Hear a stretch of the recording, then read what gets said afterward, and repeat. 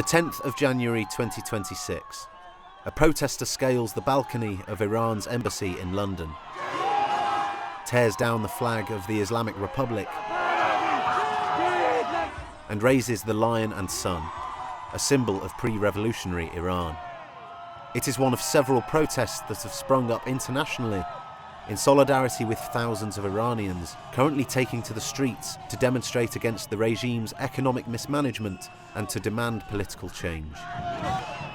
It is not the first time that internal struggles over Iran's future have been projected to the world from this London balcony. In April 1980, 6 gunmen stormed the Iranian embassy here, taking 26 hostages. The hostage takers were Iranian Arabs from the Democratic Revolutionary Front for the Liberation of Arabistan, an Arab separatist group from Iran's Khuzestan province demanding autonomy for the region and the release of prisoners.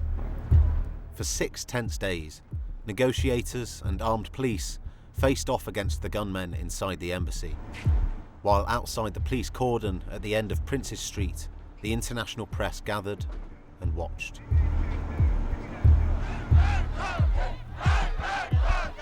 The Islamic Revolution was barely a year old, and the regime of Ayatollah Khomeini faced challenges on multiple fronts, grappling with international isolation and sanctions resulting from the ongoing US Embassy hostage crisis in Tehran, the fallout of the abortive American attempt to rescue those hostages, known as Operation Eagle Claw, rising tensions with neighbouring Iraq, and armed resistance groups inside Iran challenging the fledgling regime. On the 5th of May 1980, after days of stalemate, the gunmen killed a hostage, Abbas Lavasani, the embassy's chief press officer, and dumped his body onto the street below.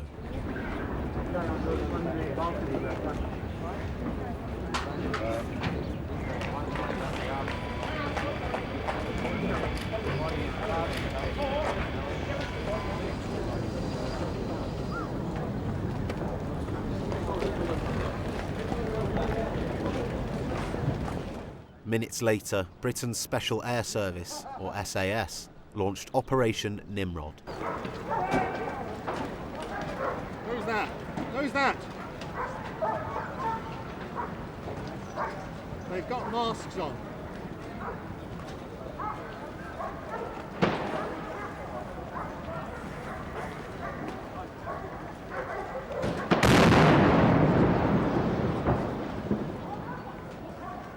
Blasting through windows with explosive charges, abseiling from the roof, and storming the building room by room.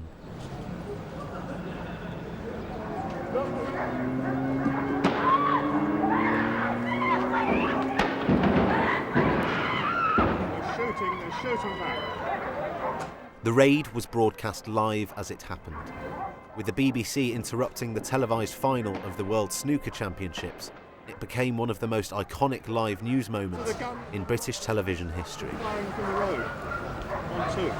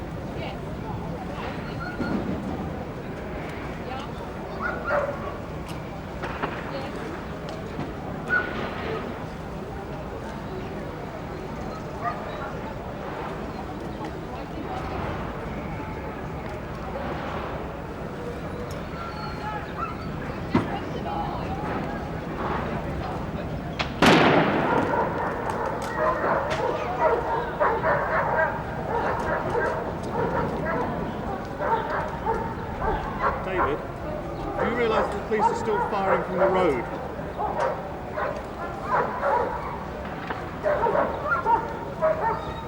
They're under there, look, they're still shooting at the building.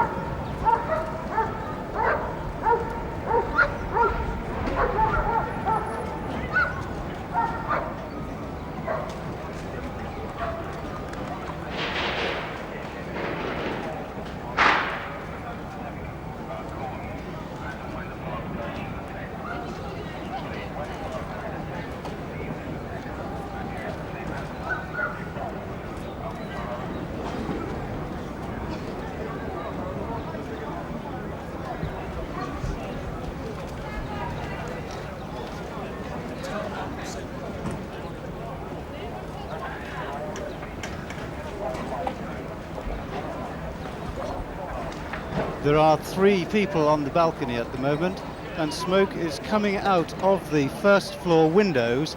I can see flames there. There are flames, and there is a man who appears to be a gunman on the balcony, but it might be a policeman. All over, people are shouting, "Get out of the way," and crouching all over, the policemen behind the wagons. On the second floor, a white flag is being waved. You can only just see it from behind the pall of smoke there. There it is again, white flag being waved. In a scene that one never would have thought one would see in central London and in Kensington on Prince's Gate.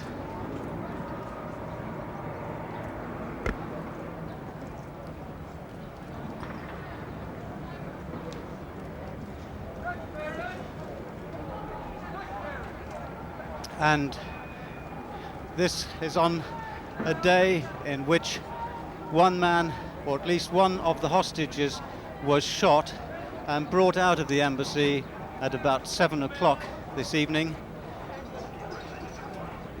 or about 7:30, after 3 shots were heard in the embassy at 7 o'clock, and 3 other shots were heard earlier in the afternoon at about 2 o'clock. And ever since then, the scene here has been very, very tense indeed.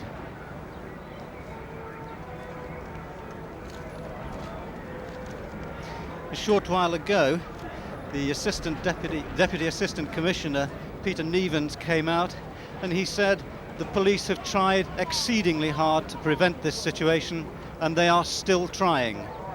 Only minutes after he said that, there were 2 very large explosions and several shots. This is the 6th day of the siege. The hostages had been in there now for something like 130 hours.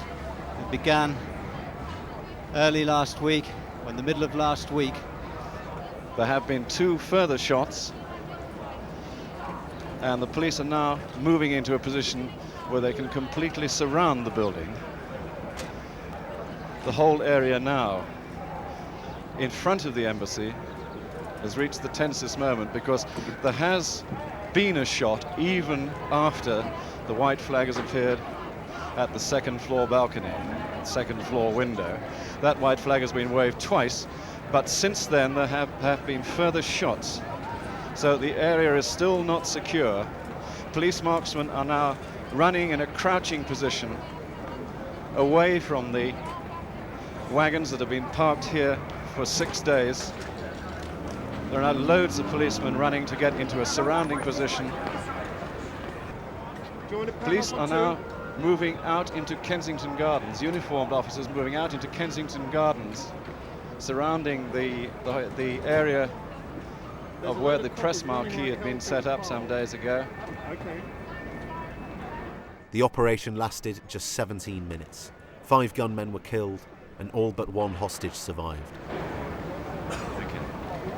The aftermath dominated headlines. Prime Minister Margaret Thatcher praised the SAS. Very proud of them. Very proud. Made one proud to be British. Do you think it was the best way we could have done it? Yes, indeed. The unit's commander called it a textbook operation. The Iranian embassy, damaged by a fire resulting from the raid, would not reopen until 1993. 46 years after the siege, the Iranian embassy in London has again become a symbol of the ongoing struggle for the future of Iran. Inside Iran, the crackdown has intensified. Norway-based NGO Iran Human Rights estimates at least 648 protesters have been killed in Iran since the unrest began in late December. Figures difficult to verify amid state-imposed internet blackouts. Meanwhile, the Islamic Republic regime contends with mounting public unrest, international sanctions, and the escalating threat of US intervention.